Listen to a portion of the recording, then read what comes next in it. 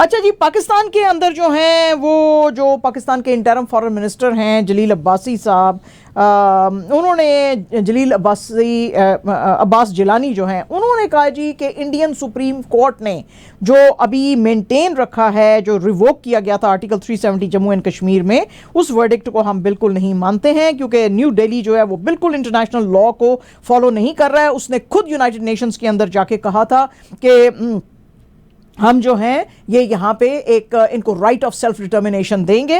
और जिलानी साहब का कहना था कि अभी तक उन्होंने अपनी जो ये सारी की सारी ऑब्लिगेशंस हैं ये पूरी नहीं की हैं। जिलानी साहब ने कहा कि 7 डेकेड्स हो चुके हैं और अभी तक ये एजेंडा जो है यूनाइटेड नेशन सिक्योरिटी काउंसिल के ऊपर है, और ख़ास तौर पे ये जो स्पेशल स्टेटस दिया गया था इनको जम्मू एंड कश्मीर को अंडर आर्टिकल 370 जो रिवोक किया गया था अगस्त 2019 में, और अभी तक उसको स्टेटहुड का दर्जा नहीं दिया है, तो हम इस चीज़ को बिल्कुल नहीं मानते हैं। उन्होंने कहा जी कि ये यूनिलैटरल डिसीजंस जो हैं इंडिया या उसकी सुप्रीम कोर्ट जो है वो नहीं ले सकती है, उसके लिए उसको कश्मीरी लोगों के साथ बात करनी पड़ेगी और पाकिस्तान से भी बात करनी पड़ेगी। इस वक्त उनकी कोशिश ये है कि हिस्टोरिकल फैक्ट्स जो है उनको डिस्टॉर्ट किया जाए और लीगल आर्ग्यूमेंट्स दिए जाएं। जिलानी साहब का कहना था कि इनकी कोई भी हैसियत नहीं है, और ना तो अंडर कॉन्स्टिट्यूशन ना तो अंडर इंटरनेशनल लॉ, क्योंकि ये एक डिस्प्यूटेड टेरिटरी है और उसको उसी तरह से देखने की ज़रूरत है। पाकिस्तान के इंटरम प्राइम मिनिस्टर जो हैं अनवारुल हक काकड़ साहब, आज उन्होंने कहा जी कि पाकिस्तान की जो स्टेट है बिल्कुल टेररिस्ट के अगेंस्ट के साथ बात नहीं करेगी, और उन्होंने टेररिस्टों को कहा कि अनकंडीशनल सरेंडर आपको करना पड़ेगा। आज ये बात कर रहे थे जो मार्टर्स की फैमिलीज़ हैं उनके साथ इंटीरियर मिनिस्ट्री के अंदर, और उन्होंने कहा जी कि आज से पहले जो टेररिस्टों को बड़ी लीनियंसी दिखाई गई थी जिसकी वजह से उन्होंने बहुत सारी वायलेंस की और जो इनोसेंट सिटीजन्स हैं उनको मारा, ये चीज़ अब नहीं की जाएगी। ये बिल्कुल स्टेट की रिट जो है उसको चैलेंज नहीं कर सकते हैं। स्टेट का बल्कि लेजिटिमेट राइट है अगर वो अपने आर्म्ड फोर्सेस को यूज़ करके इनको ख़त्म करना चाहते हैं। ये जितने भी जो स्टेट ऑर्गन्स हैं उनको ये बात पता है कि वो बिल्कुल मिलिटेंसी को बर्दाश्त नहीं करेंगे। जो कुछ डैमेज जो है पिछले सालों में हो चुका है उसको हम मिटिगेट करेंगे, और बहुत ज़्यादा उन्होंने जो है टेररिस्टों को कहा कि भाई आप ये जितने भी मार्टर्स के फैमिली हैं इनसे आप माफ़ी मांगें, और आपको जो है अगर आपने टेररिज्म कायम रखा तो आपके साथ सख्ती से निपटा जाएगा। उन्होंने कहा जी कि हमारी जो बहादुर फोर्स है उसने अपने बहुत सारे जो हैं बिलवेड लोगों को लूज़ किया है, यानी कि अपने सिपाहियों को लूज़ किया है, और हम उनको जो है उनकी सेक्रीफाइसेस के लिए उनको ऑनर करते हैं।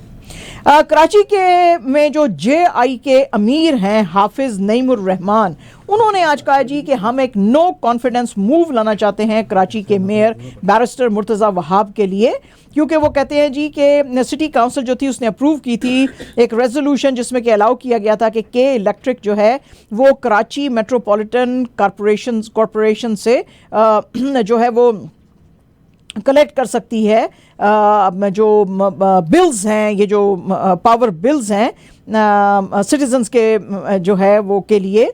और उन्होंने कहा जी कि ये जो PPP की गवर्नमेंट है ये बिल्कुल ठीक तरह से मैनेज नहीं कर रही है सिटी को, और बिल्कुल ये सही से चीज़ों को नहीं चला रही है, ना तो पानी है ना तो बिजली है, तो बहुत सारे इश्यूज़ हैं। वेस्ट डिपार्टमेंट जो है वो भी सही से काम नहीं कर रहा है। ख़ासतौर पर उन्होंने बहुत ज़्यादा एतराज़ किया कि जनवरी 15 के जो लोकल बॉडी के इलेक्शन हुए थे उसके अंदर बहुत ज़्यादा धांधली की गई थी, इलेक्शन के रिजल्ट को चेंज किया गया था, और इस चीज़ को उस वक्त इस चीज़ के लिए आवाज़ उठाई थी PTI और जमीयत उलमाए इस्लाम, फजलुर रहमान ग्रुप ने भी, उन्होंने भी कहा था कि बहुत ज़्यादा रिगिंग किया। उसी के रहते हुए आज JI कराची के अमीर हाफिज नईमुर्रा कह रहे थे कि इनको अब हटना चाहिए ताकि सिटी के मामलात जो है प्रॉपरली चलाए जा सके।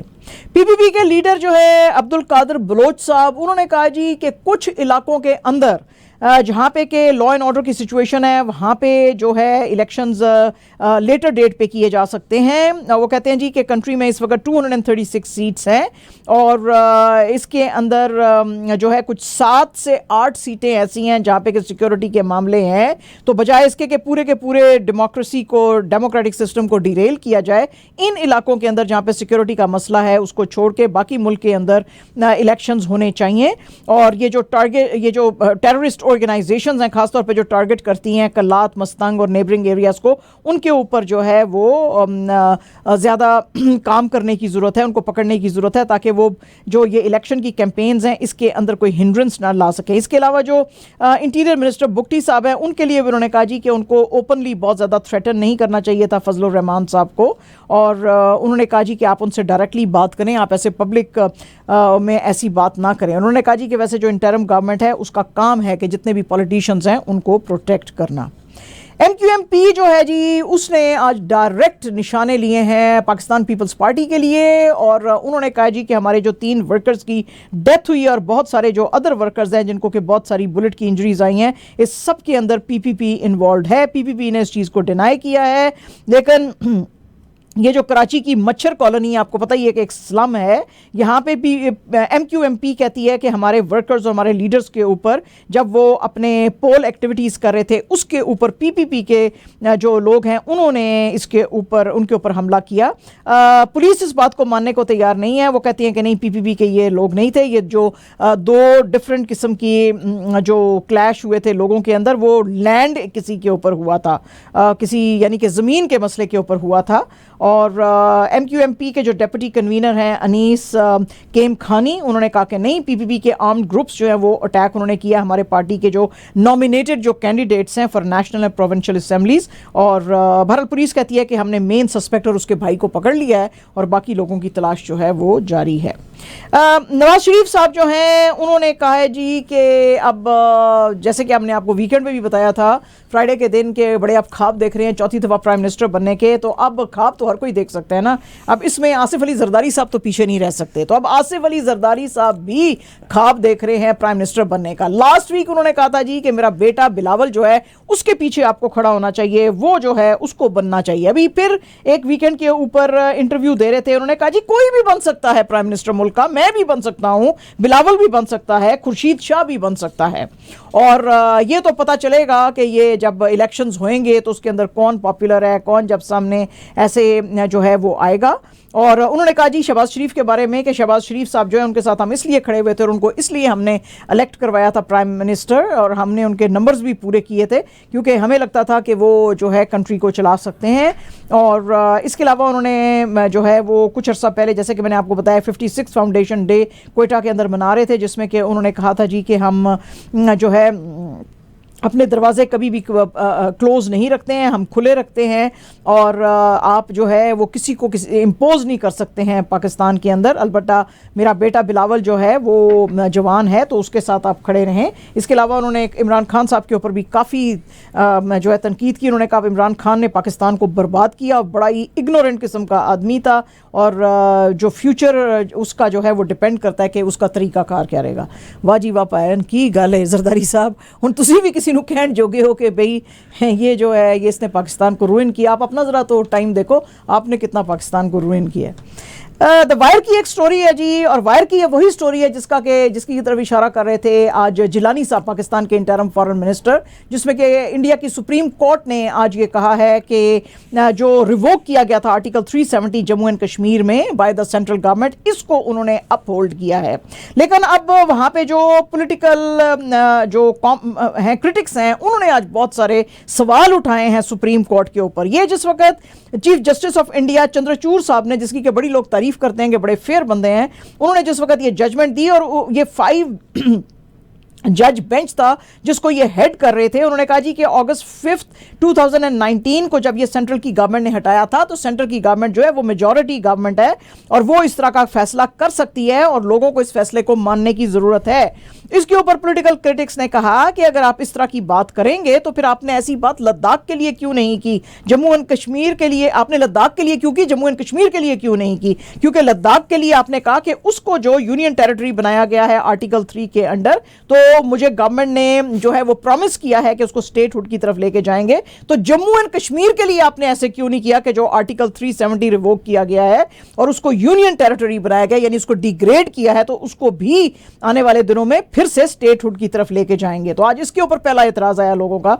दूसरा उन्होंने कहा जी कि आप ये जो आपने ये जो बात की है कि जी हम एक स्टेट के लिए जो है कह रहे हैं कि वो तो जाएगी स्टेटहुड की तरफ और दूसरी के लिए नहीं कह रहे हैं, इसमें आपने ये बताने की कोशिश की है कि जो हिंदुस्तान का फेडरल स्ट्रक्चर है उसके अंदर फंडामेंटल चेंजेस लाई जा सकती हैं और इसके लिए फिर हर स्टेट हिंदुस्तान की जो है वो खड़ी हो जाएगी और वो बोलेगी जी कि अगर मैं यूनियन टेरिटरी हूं तो मुझे स्टेटहुड दो। स्टेटहुड अगर आपको कहीं पे पसंद नहीं आ रही होगी तो आप उसको डिग्रेड करके यूनियन टेरिटरी बनाएंगे। तो ये जो हिंदुस्तान का फेडरल स्ट्रक्चर है इससे इसको जो है बहुत ज्यादा नुकसान पहुंचेगा। इसके अलावा वो कहते हैं जी आपके इस डिसीजन ने चैलेंज किया है आर्टिकल 1 ऑफ कॉन्स्टिट्यूशन, जिसमें कि कहा गया है कि इंडिया जो है यूनियन ऑफ स्टेट्स है, यूनियन ऑफ स्टेट्स के अंदर फिर दरार जो है वो आ सकती है। इसके अलावा आपने कहा जी कि इलेक्शन कमीशन ऑफ इंडिया जो है उसको हम कह रहे हैं कि जम्मू एंड कश्मीर के अंदर आप इलेक्शंस करवाएं और बाय सितंबर 30, 2024।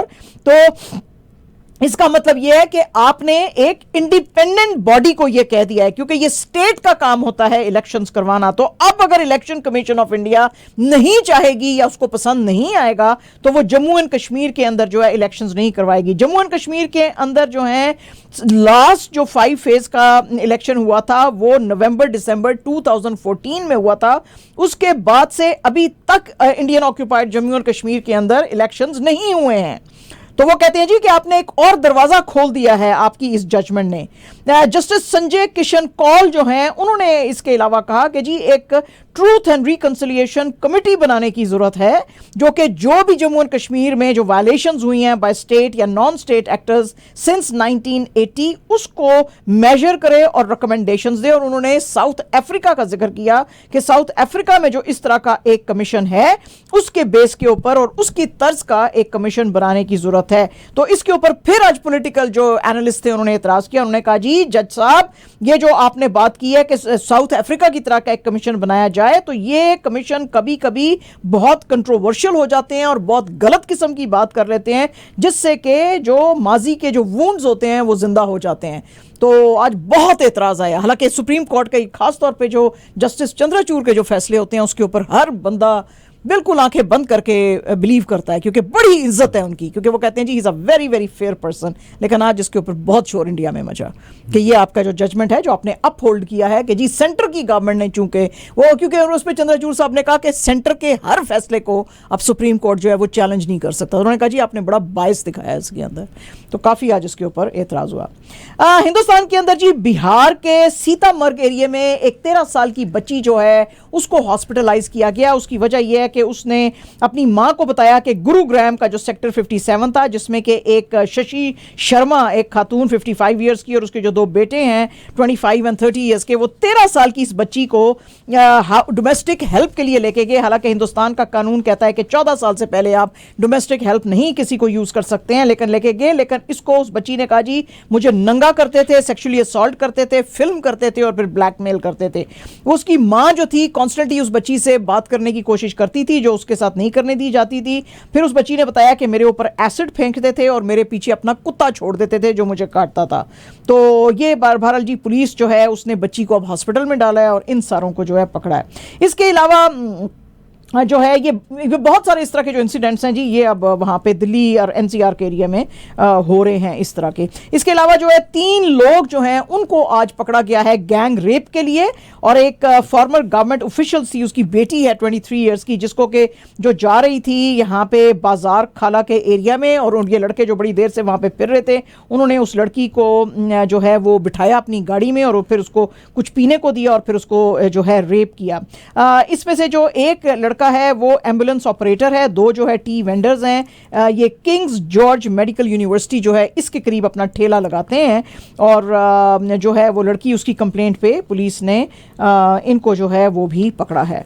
तो बहरहाल जी वो जो नारा है बेटी पढ़ाओ बेटी बचाओ वो उसका कुछ इनसाइट जो है वो नहीं है, कोई रेजोल्यूशन नजर नहीं आ रही है, कुछ पता नहीं चल रहा। एंड जनाब 81st गोल्डन ग्लोब अवार्ड्स होने वाले हैं और उसके अंदर बहुत सारे नॉमिनेशंस आए हैं। सबसे ज्यादा गोल्डन ग्लोब की जो नॉमिनेशंस हैं उसको बार्बी और जो ओपनहाइमर है वो डोमिनेट कर रहे हैं। ये जो ग्रेटा गर्विग ने बनाई थी बार्बी और क्रिस्टोफर नोलन ने बनाई थी ओपनहाइमर, इसमें सबसे ज़्यादा नॉमिनेशंस आई हैं। बार्बी में जो ये स्टार एक्ट्रेस है मार्गरेट रॉबी, लीड एक्ट्रेस के लिए इसकी कैटेगरी में इसको नॉमिनेट किया गया है। रायन गॉसलिन एज केन बेस्ट सपोर्टिंग एक्टर के लिए नॉमिनेट किया गया है। ओपनहाइमर को जो नोलन साहब हैं उसको बेस्ट डायरेक्टर के लिए किया है। इसके अलावा Cillian Murphy, Robert Downey junior, Emily Blunt, इनको भी एक्टिंग के लिए जो है नॉमिनेट किया गया है। और इसके साथ साथ अलेक्जेंडर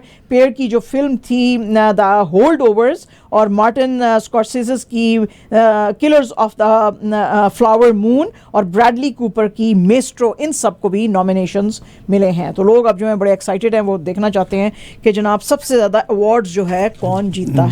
जीतेगा इन दोनों में से कोई। हाँ, जी बिल्कुल। Oppenheimer and Barbie. ओपनहाइमर को तो किया गया ना डायरेक्टर के लिए और उसको किया गया बेस्ट एक्ट्रेस के लिए, तो मुझे लगता है दोनों फिल्मों को ही ये मिलेंगे अवार्ड जो है। आज जनाब 101st बर्थ एनिवर्सरी है द ग्रेट दिलीप कुमार साहब की। तो आज सारी फैकल्टी ने दिलीप कुमार साहब को ना सिर्फ याद किया बल्कि उनकी फिल्मों को याद किया। और उनका एक बड़ा ही ज़बरदस्त किस्म का 1995 का एक इंटरव्यू था जिसके के बारे में आज लोगों ने उनको याद किया, जिसमें कि वो कहते थे जी कि लोग अब मेरे पास अच्छे स्क्रिप्ट्स नहीं लेकर आते हैं, कुछ ऑडियो कैसेट्स लेकर आते हैं और मुझे सुनाते हैं और कहते हैं कि तुम भी इस तरह से एक्टिंग करो। तो वो कहते हैं जी ये मेरा स्टाइल नहीं है, मेरा अपना स्टाइल एक्टिंग करने का, मैं किसी की कॉपी नहीं कर सकता हूं। तो उन्होंने बड़ा उस इंटरव्यू के अंदर कहा था कि ये जो ऑडियो कैसेट्स मुझे सुनाए जाते हैं या जो बहुत ही भद्दा किस्म का काम किया जाता है जिसमें कि मेरे टैलेंट को अप्रिशिएट नहीं किया जाता, कोई लिटरेरी पॉइंट ऑफ व्यू से फिल्में नहीं बना जाती और उसके अंदर मुझे कहा जाता है कि परफॉर्म करो, तो मैं उसमें परफॉर्म कैसे करूंगा जब आप फिल्म मुझे अच्छी नहीं दे रहे, थीम्स अच्छे नहीं दे रहे, कैरेक्टर्स अच्छे नहीं दे रहे, तो फिर मैं परफॉर्म अच्छा कैसे करूंगा। तो लेकिन लोग कहते हैं जी कि उन्होंने देखा आपने कि उन्होंने ज़िंदगी में बहुत अच्छा काम किया और बहुत अच्छी फिल्में भी सिलेक्ट की और दुनिया आज भी उनको याद करती है। वीकेंड का वार जो चल रहा था जनाब बिग बॉस के अंदर, जिसको कि आपको पता ही है होस्ट करते हैं सल्लू भाई, हमारे सल्लू भाई आज बहुत नाराज नजर आए वीकेंड के ऊपर मनारा चोपड़ा से। मनारा चोपड़ा हम आपको बता दें कि she is the first cousin of Priyanka Chopra and Parineeti Chopra. तो ये बहुत ज्यादा बदतमीजी कर रही हैं, खासतौर पर लास्ट वीक जो करण जौहर साहब जो सल्लू भाई की जगह पे ऊपर आए थे और इसको कंडक्ट शो को कर रहे थे उसमें काफी मनारा ने बदतमीजी की। तो आज हमारे सल्लू भाई फिर भड़क गए, उन्होंने कहा तुम्हारी दो कजन्स भी, जो तुम्हारी और भी दो बहनें जो हैं फिल्म इंडस्ट्री में आई हैं और वो बड़ा लोगों को रिस्पेक्ट शो करती हैं, तो तुम जो है तुम्हारा बच्चे होने के दिन जो है वो स्पॉइल्ड चाइल्ड वाली उम्र अब तुम्हारी चली गई और तुमको भी जरा इंडस्ट्री के अंदर अगर रहना है तो बड़ों को थोड़ा रिस्पेक्ट शो करनी पड़ेगी और घर के अंदर भी और घर के बाहर भी तुम बहुत ज्यादा बदतमीजी कर रही हो, खासतौर पे जैसे तुमने करण जौहर के साथ किया, तो this is not really appreciated very much. तो आज इसको काफी स्कूल किया है जी। और जनाब सिद्धार्थ आनंद की जो फिल्म आ रही है अपकमिंग फाइटर, जिसके के अंदर ऋतिक रोशन और दीपिका पाडुकोन नजर आने वाले हैं। फिर दीपिका पाडुकोन ने इसमें पहन ली बिकनी और दुनिया जो है वो भड़क गई। आपको पता ही है कि पहले भी इन्होंने पठान में बिकनी ऑरेंज रंग की पहनी थी, तो लोगों ने कहा जी भगवा रंग की क्यों बिकनी पहनी, इसने भगवा रंग को बैड नेम दिया। अब जनाब ये बनी हुई है स्क्वाड्रन लीडर मिनाल राठौर और इसको मिनी फिल्म में कहा जा रहा है और इनका प्यार दिखाया है स्क्वाड्रन लीडर शमशेर पठानिया के साथ जो कि ऋतिक रोशन है और फिर से इन्होंने पहन ली है एक बिकनी। तो लोगों ने कहा जी कि हमारे जो स्क्वाड्रन लीडर्स हैं या जो हमारे फोर्सेस के लोग हैं वो इतना बेहुदा लिबास नहीं पहनते हैं, ये बिकनी मॉडल्स पहनती हैं, डांसर्स पहनती हैं, म्यूजिशियंस पहनते हैं, आर्टिस्ट पहनते हैं, हमारे फोर्सेस के बंदे नहीं पहनते हैं। तो तुमने डिग्रेड करने की कोशिश की है हमारी फोर्सेस की फीमेल्स को, हैं जी। हाँ जी ठीक है जी। दीपिका के जो सितारे हैं काफी गर्दिश में हैं जब से इसने बेशर्म रंग किया है ना, बिकिनी तो क्या तकलीफ हो जाएगी। वाकई वही बात है यार, तुमने जरूर मतलब ड्रामे करने हैं और तो यानी तुम्हें अपने ऊपर कॉन्फिडेंस ही नहीं है कि तुम इतनी खूबसूरत इतनी बड़ी एक्ट्रेस हो। जब तक तुम बिकनी नहीं पहनोगी, नंगी नहीं होगी, तो तुम्हें कोई पसंद नहीं करेगा भाई। You should show some confidence भाई। नहीं जी नहीं, बिकनी पहन ली और दुनिया भड़क गई है हिंदुस्तान के अंदर। और जनाब आईसीसी ने अनाउंस किया है अपना revised 15th edition of under 19 men's world cup 2024 का स्केड्यूल। आपको पता ही है कि पहले ये श्रीलंका में होने वाला था, लेकिन श्रीलंका के बारे में आईसीसी ने कहा कि इनकी गवर्नमेंट जो है उसका बहुत ज्यादा इंटरफेरेंस हो गया है इनके क्रिकेट क्लब के क्रिकेट जो के मामलात हैं उसके अंदर, और ये इंडिपेंडेंटली नहीं ले रहे हैं, इसलिए इसको वेन्यू को शिफ्ट किया गया है टू 5 डिफरेंट प्लेसेस या सिटीज जो हैं इन साउथ अफ्रीका में। 41 मैचेस होंगे इन 3 वीक्स बिटवीन जनवरी एंड फरवरी, और इसके अंदर जो हैं 3 टीमें क्वालिफाई करके आएंगी फॉर सुपर 6 के लिए ahead of semifinals and finals in Benoni. और ये जो है अब ग्रुप्स हैं, ये ग्रुप ए के अंदर है India, Bangladesh, Ireland, USA. Group B के अंदर England, South Africa, West Indies, Scotland. Group C में Australia, Sri Lanka, Zimbabwe, Namibia. Group D में अफगानिस्तान, पाकिस्तान, न्यूजीलैंड और नेपाल। तो ये हैं जी ग्रुप्स, इनकी डिटेल्स आई हैं। एंड जनाब, absolutely our last news is very very good news. Pakistan hockey seems to be back on track, और अब जो हैं they have entered junior world cup hockey के क्वार्टर फाइनल्स में for the first time after 14 years. और इनका जो match था बेतहाशा, ये जो सख्त टीम थी और बड़ी कांटे की टीम जो है बेल्जियम, उसके साथ था कुआलालंपुर मलेशिया के अंदर, जो कि इन्होंने 1-1 से ड्रॉ किया।